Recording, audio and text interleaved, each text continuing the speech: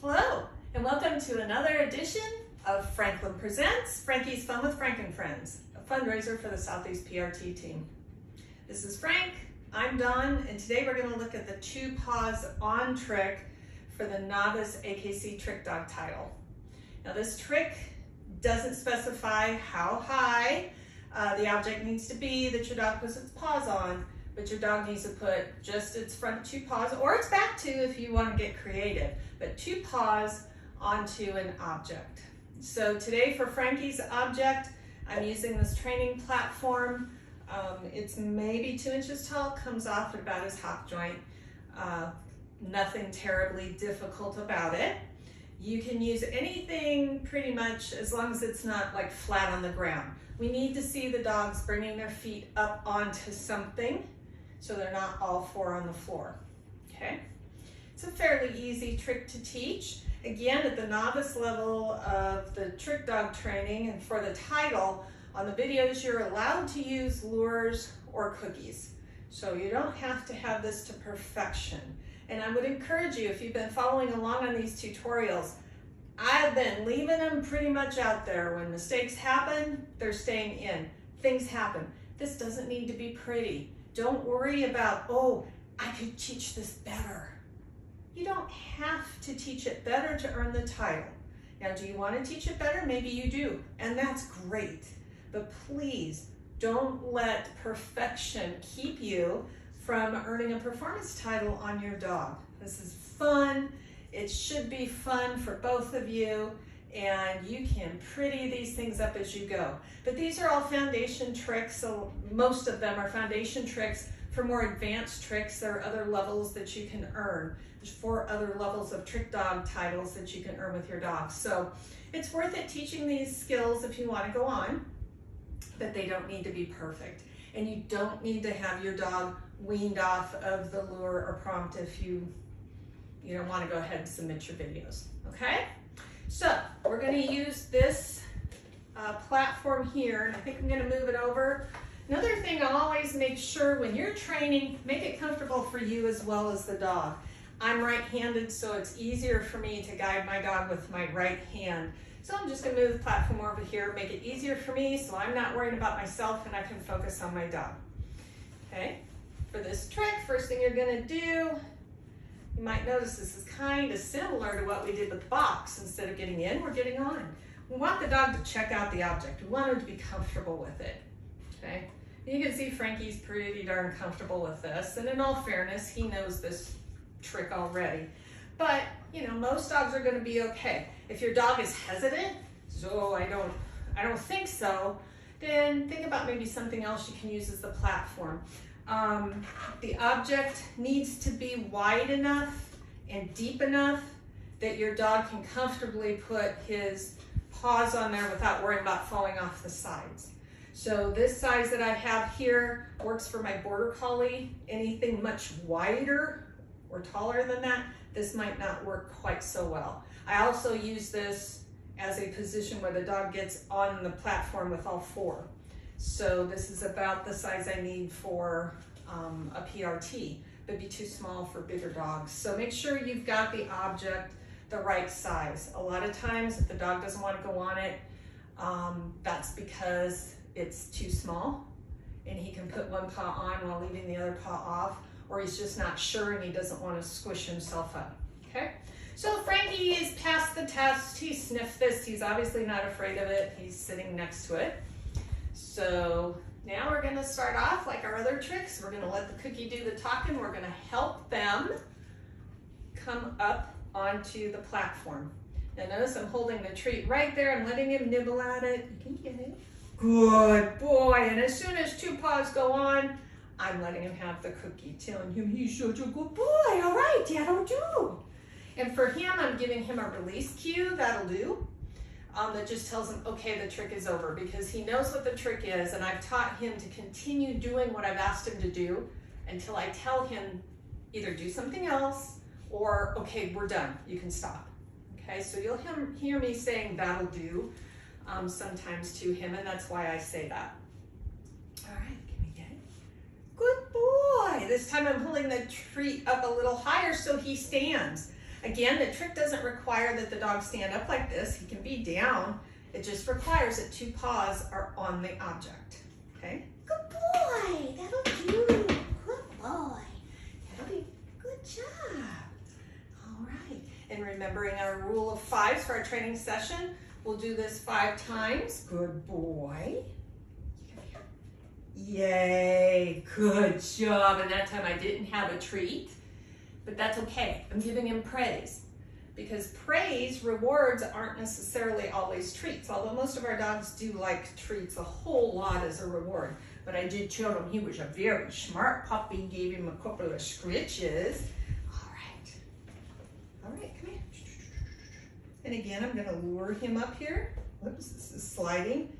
Good boy, that will do. Yes, thank you for the kiss, good boy. Now, you notice that this slid under Frank's weight on this grooming table cover. Make sure if you're working your dogs on a slick surface that you're using something that won't slide. You can get that rubberized drawer liner, cut some and put it on the bottom of whatever you're using, or you could put it on a rug. You know, put it somewhere where it's not gonna accidentally slip and spook your dog when they're doing the behavior. Okay, we want this to be solid. Or alternatively, you can kind of stick it, if your dog is small and the platform is big enough, you can put it in the corner of a room. You know, that'll keep it from moving. But the thing is, the dog needs to be comfortable then putting its head into the corner. And some dogs won't be. They don't understand that that corner isn't like right in front of their face. So if possible, keep this out in the open where it won't slide. Use a corner of the room to wedge it only as kind of a last resort, and then make sure your dog is comfortable with that. Okay, so that's step number 1. Hey, buddy. All right, step number 2. So we're going to put it on cue now. I'm going to move my hand. Good boy. And he went ahead and got on before I said it. Come here, and that's okay. Whoops. Remember, I'm only going to say the word when I'm certain he's going to get on. So once he puts 1 paw on, that's when I'm going to say the word, because I'm pretty sure that 2nd paw is going to follow.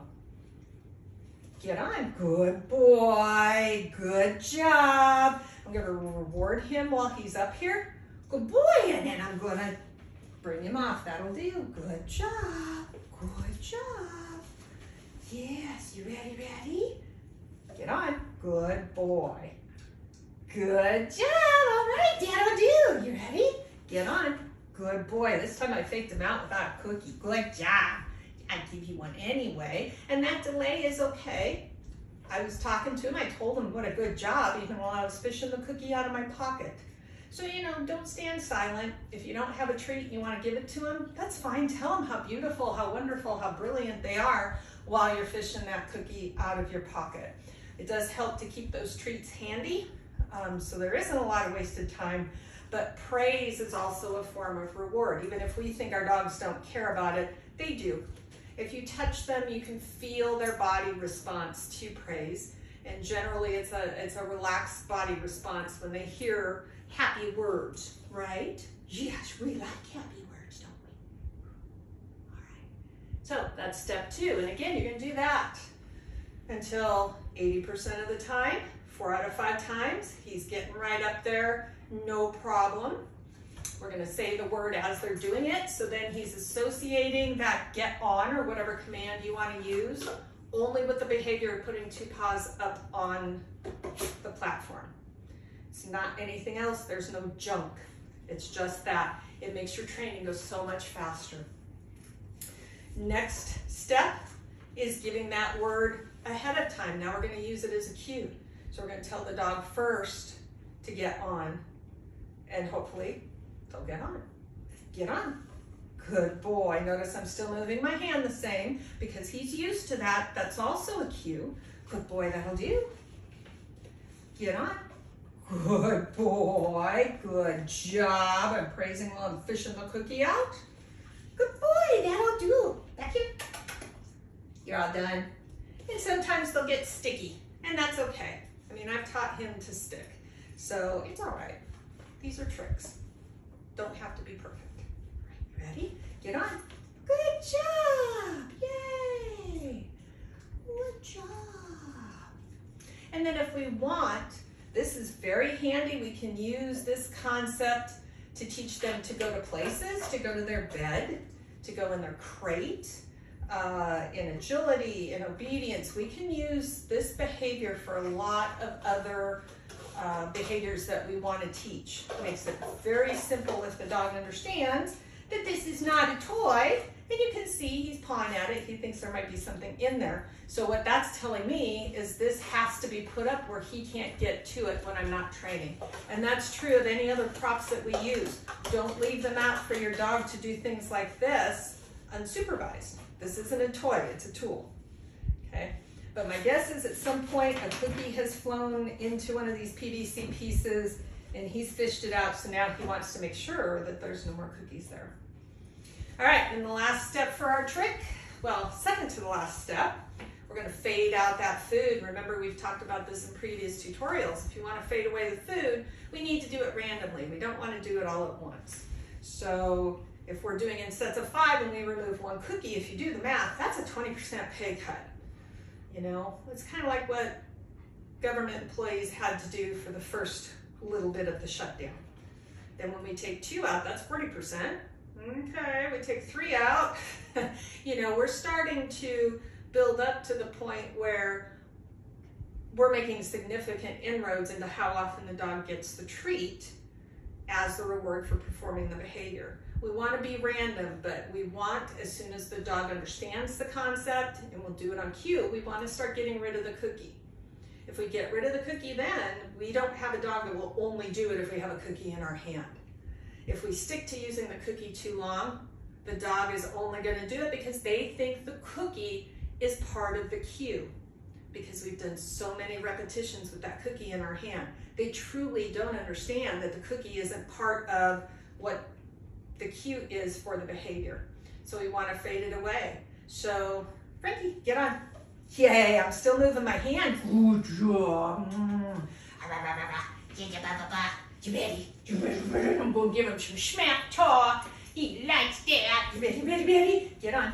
Good boy. This time I'm going to give him a cookie. Good job.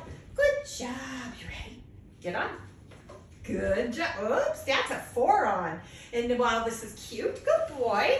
And is another behavior we'll be looking at. That's not what I asked him to do. And in his training, he knows there's a difference between putting 2 paws on and putting all 4 on.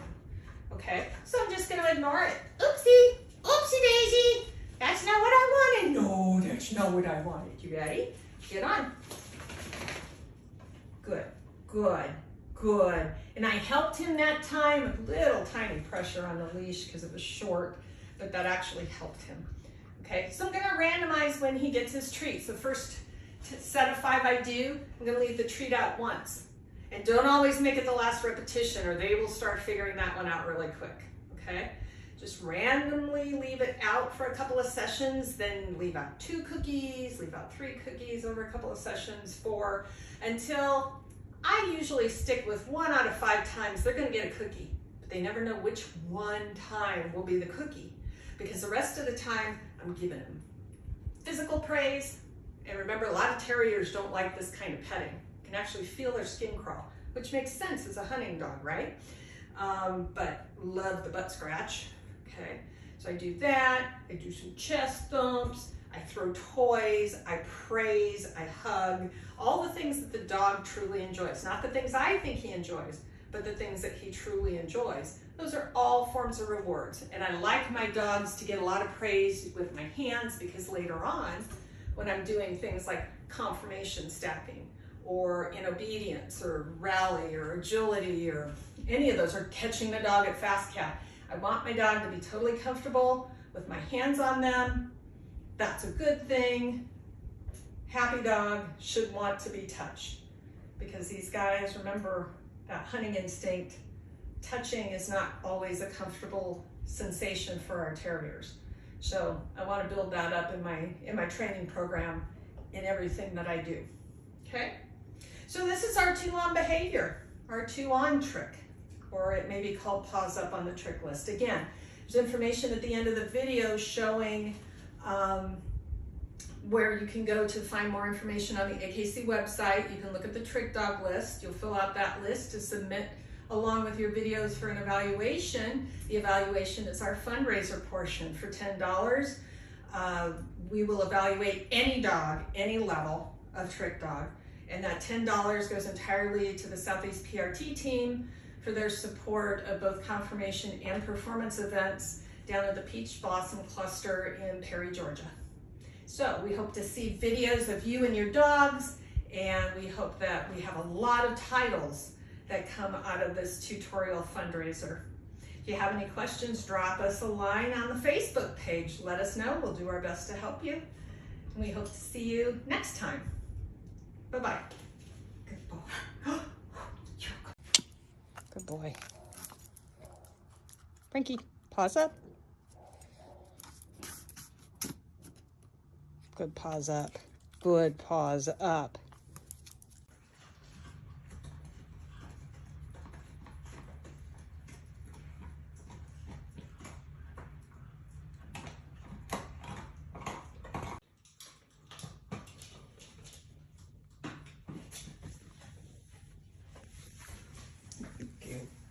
Nope.